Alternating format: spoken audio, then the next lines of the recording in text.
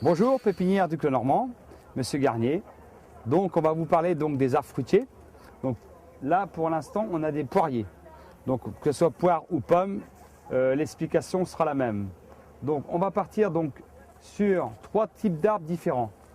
Donc nous avons la palmette U simple, la palmette verrier, double U, et le poirier basse-tige, gobelet. La différence, c'est l'encombrement de l'arbre. Donc un poirier comme le basse-tige qui est ici, on peut le planter en isolé sur un terrain et donc il aura une forme libre.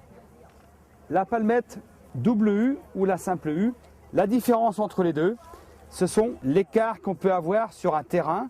Donc une petite palmette comme ça, simple U, l'avantage c'est qu'on peut mettre plusieurs variétés sur un endroit très restreint. La double U, on peut mettre moins de variétés bien sûr, et donc plus de fruits par contre qu'une simple U, car elle est beaucoup plus importante. La hauteur d'une basse-tige comme ça peut varier entre 2 mètres et 4 à 5 mètres de haut. Après on les maintient à la hauteur que l'on veut. L'exposition pour un poirier par contre, il faut qu'il soit exposé quand même plein soleil. Contrairement à une pomme qui a besoin de moins de soleil.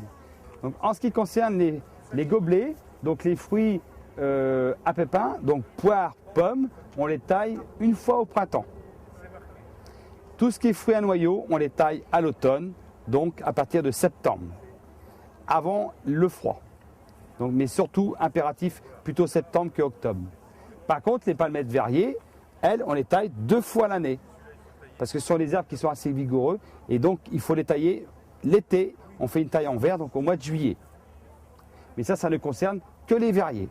Le poirier aime bien quand même un sol très drainant. Hein, il ne faut pas un sol trop lourd, trop humide. Le pommier, un peu moins délicat.